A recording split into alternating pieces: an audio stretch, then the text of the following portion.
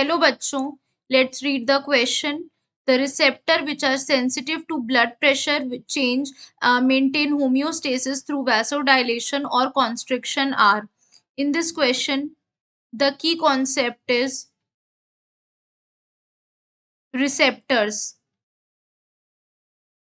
Basically, if we talk about receptors, these are the molecules inside or on the surface of cell. Molecules inside or on the surface of cell that binds to the specific molecule. ये bind करते हैं एक specific substance के साथ, और एक effect cause करते हैं. इन्हें हम क्या कहते हैं? रिसेप्टर कहते हैं. अब कह रहा है इनमें से कौन सा रिसेप्टर है which are sensitive to blood pressure change, maintain homeostasis through vasodilation और वैसोकॉन्स्ट्रिक्टर. बेसिकली अगर हम इसका करेक्ट आंसर देखते हैं तो बेसिकली जो ब्लड वेसल्स होते हैं दे हैव सेंसर्स जिन्हें हम कहते हैं बैरो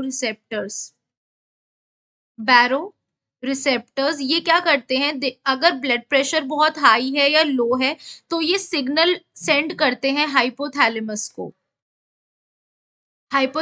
को सिग्नल सेंड करते हैं, जिसकी वजह से ब्लड प्रेशर जो होता है वो मेंटेन रहता है. अगर लो है तो ब्लड का फ्लो बढ़ा देते हैं, एंड अगर हाई है तो क्या करते हैं? डायलेशन कर देते हैं. तो यानी हमारा करेक्ट आंसर जो बैठता है दैट इज द बेरो रिसेप्टर. नाउ यहाँ पर हमसे ऑप्शन में क्या दे रखा है? फोनो रिसेप्टर. तो अगर हम बात करते हैं फोनो रिसेप्टर की, तो these are the receptor which is stimulated by the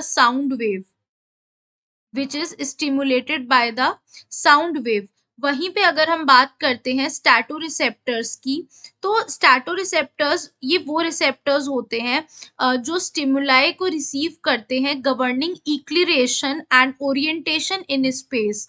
तो ये भी रॉन्ग हो गया.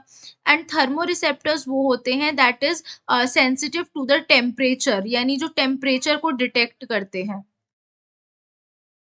तो ये भी हमारा रॉन्ग हो जाएगा. Therefore, the correct answer is option C. Hope you guys understand.